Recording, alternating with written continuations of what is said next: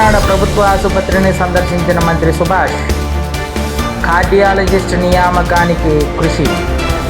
పలువురు రోగులను పరామర్శించిన మంత్రి.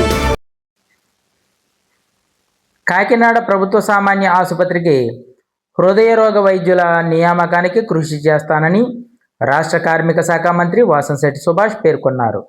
శనివారం కాకినాడ ప్రభుత్వ సామాన్య ఆసుపత్రిలో ఆయన పర్యటించి పలు వార్డులు సందర్శించారు. కార్డియాలజీ, జనరల్ సర్జరీ వార్డులో చికిత్స పొందుతున్న పలువురిని మంత్రి పరామర్శించి ఆసుపత్రిలో అందుతున్న వైద్య సేవలపై ఆరా తీశారు. ప్రభుత్వ ఆసుపత్రి సూపరింటెండెంట్ ఆసుపత్రి నిర్వహణ విషయమై అడిగి తెలుసుకున్నారు.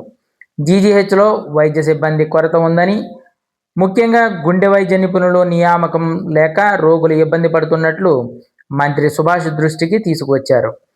ఇప్పటి వరకు పనిచేసే వైద్యురాలు వ్యక్తిగత కారణాలతో రాజీనామా చేసి వెళ్లడంతో ఈ పరిస్థితి వచ్చిందన్నారు. గుండె అత్యవసర వైద్యం దృష్ట్యా వైద్యుల నియామకానికి చొరవ తీసుకోవాలని మంత్రిని కోరారు.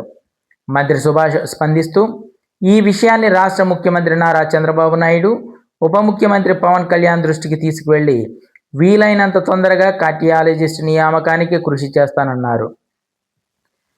ఈ ఉభయ గోదావరి జిల్లాల ప్రజలకు విశేష సేవలందిస్తున్న కాకినాడ ప్రభుత్వ ఆసుపత్రి అభివృద్ధికి తన వంతు కృషి చేస్తానని ఈ సందర్భంగా హామీ ఇచ్చారు. మంత్రి సుభాష్ వెంట ఆసుపత్రి superintendent S Lavanyakumari, deputy superintendent Srinivas, ఆసుపత్రి పరిపాలనా అధికారి ఎం శ్రీధర్, పిఎస్ఆర్ఎంఓ కోమలి, వివిధ విభాగాల వైద్యులు, సిబ్బంది, వి మహేష్ తదితరులు పాల్గొన్నారు.